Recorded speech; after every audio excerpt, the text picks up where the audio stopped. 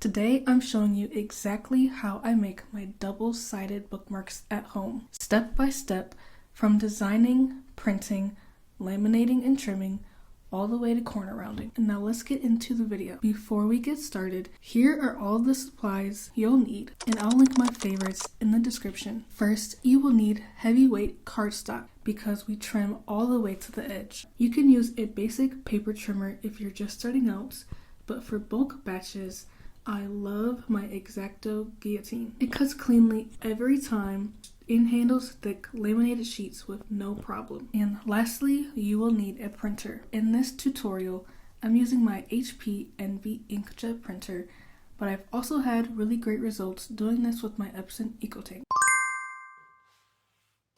Step 2 is designing the bookmarks. I illustrate all of my bookmark designs on my iPad using Procreate, which is a one-time purchase. I create each design at the actual bookmark size, 2.5 by 5.5 inches. This is my favorite size because I can fill a full page with zero wasted space. If you prefer the standard 2 by 6 inch size, that works as well. You'll just get fewer bookmarks per sheet. I recommend designing one bookmark at a time. It keeps your files cleaner and makes double-sided alignment easier later on. Step 3, setting up the template in Canva. So I will go over how I create my print template. I set the document to US letter 8.5 by 11 inches. Then I place bookmarks size 2.5 by 5.5 inches. I align the bookmarks so they are right next to each other on the page. I will have a simple free template in the description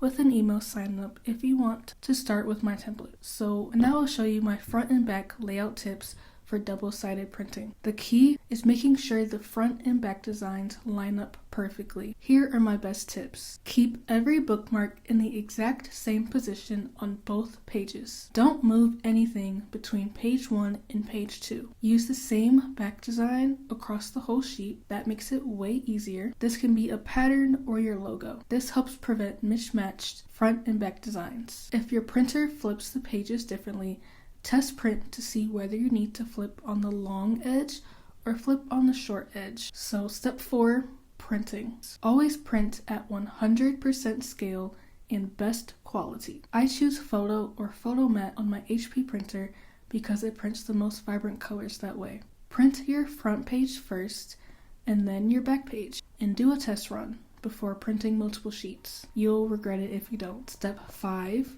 lamination. Place your printed sheet inside a laminating pouch and brush off any dust or debris. This prevents bubbles or dirt getting trapped in your design. Here are some lamination tips that help with clean edges. Use the hottest setting your laminator offers, but keep in mind that every machine is different. I run the page through once before trimming and once after trimming to fully seal the edges. Since I don't use a laminate border, this helps prevent peeling. Do not walk away from your laminator. Pull the sheet out as soon as it exits so it doesn't overheat. I keep my bookmarks uncut before I laminate them the first time because that is much easier for me. And then I go to trimming them out, and after I cut them down, I will laminate them again. Next step, trimming. Time to cut everything out. For this step, you can use either a basic paper trimmer, which is great for beginners, or a guillotine cutter, which is great for bulk designing. Mine is from the brand X-Acto,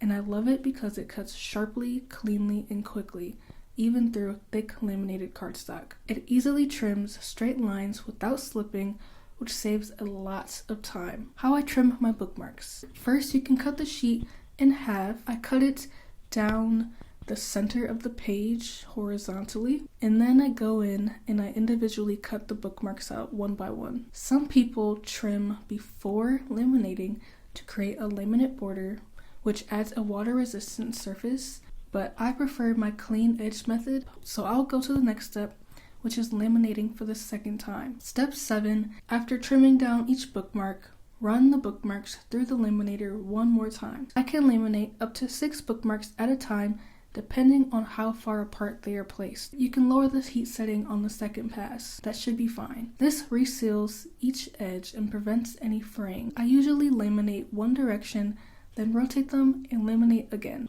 Step 8 is optional, but for a polished finish, you can round the corners. I use a handheld corner rounder from Amazon, which is super inexpensive and great when you're first starting out. It is time intensive though, so I'll usually put on a YouTube video and just get into a groove. If you plan to make these in bulk, there are heavy duty corner rounders you can upgrade to later. Once the corners are rounded, you are done. And that is the final result. You now have beautiful double-sided laminated bookmarks that you can sell in your shop or gift to the book lovers in your life. So don't forget, the free Canva template will be linked in the description, and some of the bookmark designs you saw in this video will be available in my shop. And make sure to like and subscribe for more cozy art and small business videos. Thanks for creating with me, and I hope you use this tutorial for yourself. Happy creating!